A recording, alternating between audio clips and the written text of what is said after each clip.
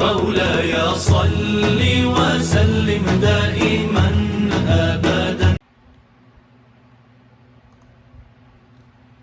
وما كان لمؤمن أن يقتل مؤمنا إلا خطأ ومن قتل مؤمنا خطأ فتحرير رقبة مؤمنة ودية مسلمة إلى أهله إلا أن يصدقوا فإن كان من قوم عدو لكم وهو مؤمن فتحرير رقبة مؤمنة وإن كان من قوم بينكم وبينهم ميثاق فدية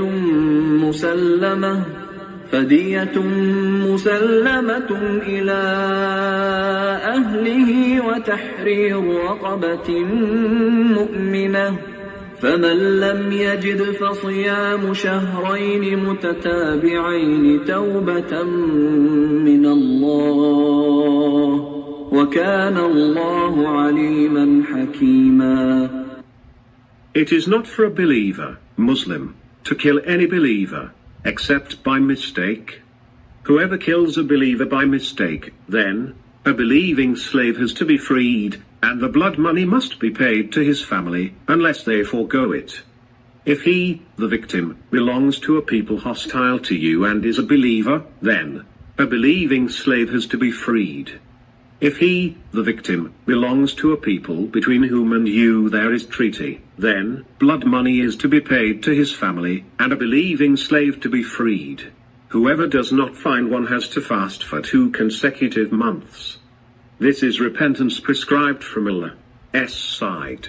Allah is all-knowing, all-wise. So this verse number 92 is describing about that it is only by mistake a person can kill a Muslim or anybody for that matter, and that such as like auto accident or something dropped or throw or arrow or gunshot by mistake trying to do a target shooting or whatnot, or friendly fire. So this is how it happens, that it is not for the believer to kill anybody. The man who is killed or the victim, if that person is a believer, then the amount to be given to the family of the Muslim victim and a Muslim family is equal to 4.5 kilos of gold, 32.5 kilos of silver, or 100 camels. These are the 3 options one can practice. The 4th option is also a 4th thing which has to be done as a freeing a slave, and the 5th thing has to be done is to the one who cannot afford this has to fast for 60 days. If he skipped a day or missed a day, he has to restart the count of 60 days again. This is for the believer. Then there's a condition where the family of the victim is non-Muslim. If the family of the deceased or the killed or the victim is non-Muslim and they are in the state where Muslim and that country, that person's family, country or nation is in peace or living in a Muslim country, then the family will be given a compensation, same amount, 100 camels or life value of 100 camels, whatever the price of, or 4.5 kilos of gold, or 32.5 kilos of silver value. And still a person has to free a slave, a Muslim slave have to be freed.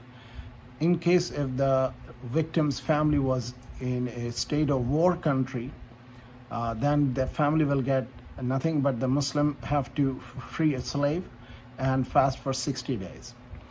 If the person cannot afford the freeing of the slave, and in case if they have to give blood money, which is known as blood money, if a person is not strong enough to do it, then his family, his relatives, his tribes, his community, and the government, or any one of them, can come up with the funds to pay off the life of the person who is deceased as the blood money value. And the forgiveness of this amount is solely upon the family of the victim. If the family of the victim thinks that's the case, then they can forgive the money and forgive the life of this person. So these are the rules for accidental killing. If somebody, next verse is about somebody intentionally kills a Muslim, and this is the verse. ومن يقتل مؤمنا متعمدا فجزاؤه جهنم خالدا فيها وغضب الله عليه ولعنه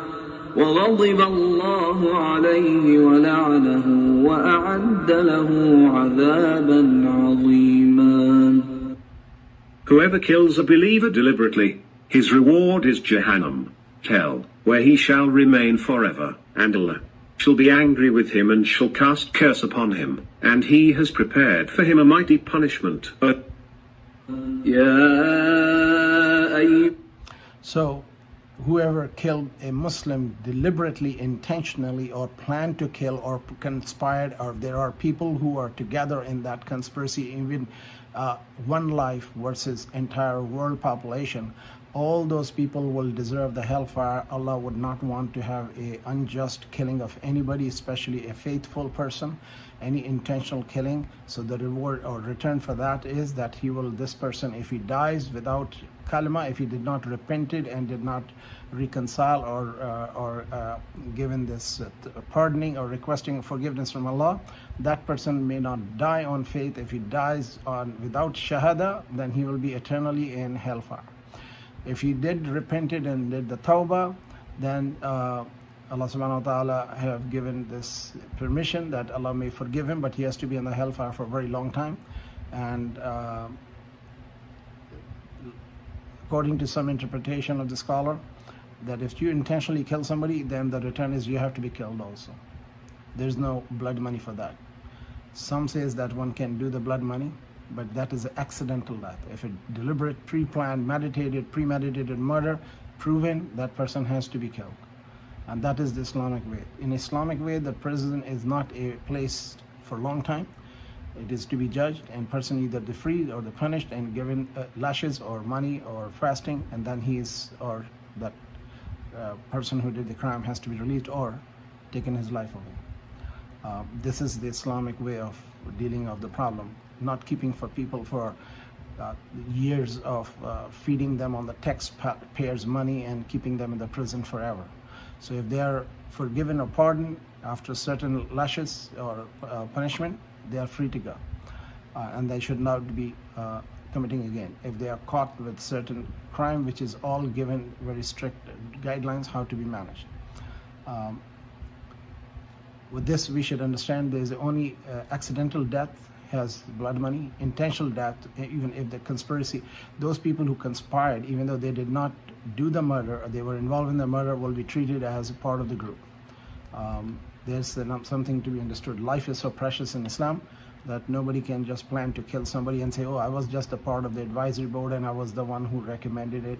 We should be very mindful about life taking. It's why life is very precious in Islam for everybody. There is another thing that if a woman get killed, it is the half of the value of the men's killing. So husband suppose if a woman get 100 camel, if man dies, the men get only 50 camels. So some women in Pakistan, and the parliament was objective of it, and the Imam, one of the Mufti said, do you realize what you're objecting about? If you lived, nobody want to kill you if you have a less value. But if you are more valuable, they will try to kill him. So you will be widowed with more camel or more money than the men. This was something which was kind of fiqh commentary which I just learned about. So may Allah protect us from doing such crime. Assalamu alaikum wa rahmatullahi wa barakatuh.